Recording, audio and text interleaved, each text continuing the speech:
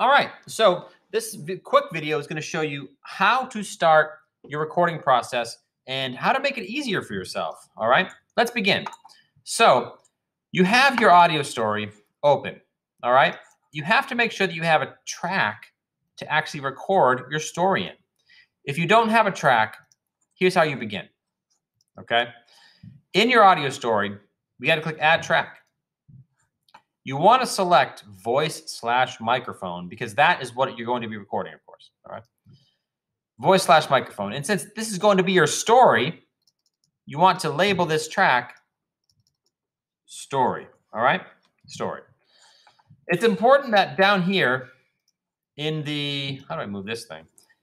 In the source area, that it says internal microphone or built-in microphone or default microphone or something along those lines. All right. Now, it can be difficult to record your story if it's not already in BandLab. So we're going to click on lyrics/notes down here at the bottom. Lyrics/notes down here at the bottom. And you'll see my story is already in here. But how did it get in here? Let me delete it and I'll show you. So we're going to put our story here so we know what to be reading. Now, here is your worksheet that shows you where your story is. So your story will be down here. All right. And whatever you wrote, whether it's about space or basketball or tacos, whatever you wrote, your story will be down here. And that's what you will copy. I'm going to copy my example story, but you're going to copy whatever you wrote down here. Okay. So I'm going to copy my example story, but you, of course, are going to copy whatever you wrote down below. So I'm going to highlight my story and click Control-C. Or if you're on a different computer, like a Mac, it'll be Command-C. And I'm going to paste it, Control-V, in here. Look at that. Here's my story. All right? Now, recording your story all at once can be kind of difficult.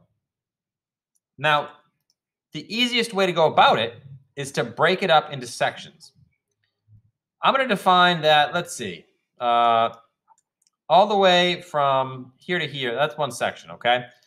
If I go to where I want to break it up and I click Enter, Enter, Enter, that will break it up into a separate section. The next one, some more sections. You're going to break it up some more.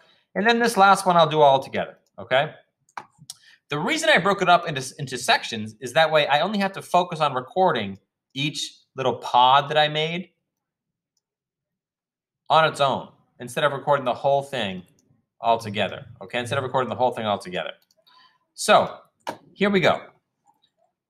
I'm going to use my red record button to start recording, but I have to wait to see something before I start talking. So if I click the red record button, once I see the white scrolling across my screen, I know that the microphone is hearing my voice. That's what this white represents.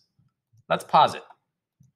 Once I see the white There it is. scrolling across my screen, I know that the microphone is hearing my voice. That's what this white represents. Look at that. That's my voice. It was just recorded. Now let's delete that. Now, it's important that this white line is exactly at the beginning, okay? Let's try to record this first section of my story. There once was a boy named Arthur. This young lad was such a fine fellow who loved to draw pictures of the world around him. He would draw trees, lakes, and the sky, and most anything else he came across. Each and every day, he would draw in his notebook. One day at school, a bully named James shouted Arthur's name and began talking to him. Now, I stopped the recording after I finished my first section. To go into my next section, I'm going to use this scroll bar here and scroll until the end of this section. I'm even going to give myself a little bit of space here. Okay, I'm not going to go right on. Once I've moved my playhead, which is this white line and triangle, I'm going to make sure that I know what I'm recording next, which is this right here. And I'm going to record that next part. Let's try that.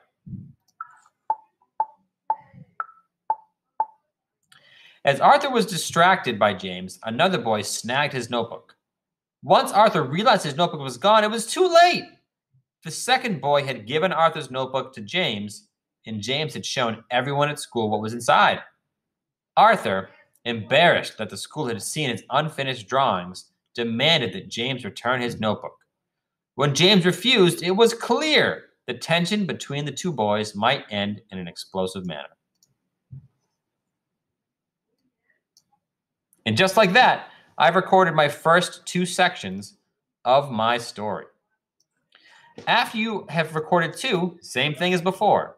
You click where you want to start, you scroll if you have to, and you begin your last section.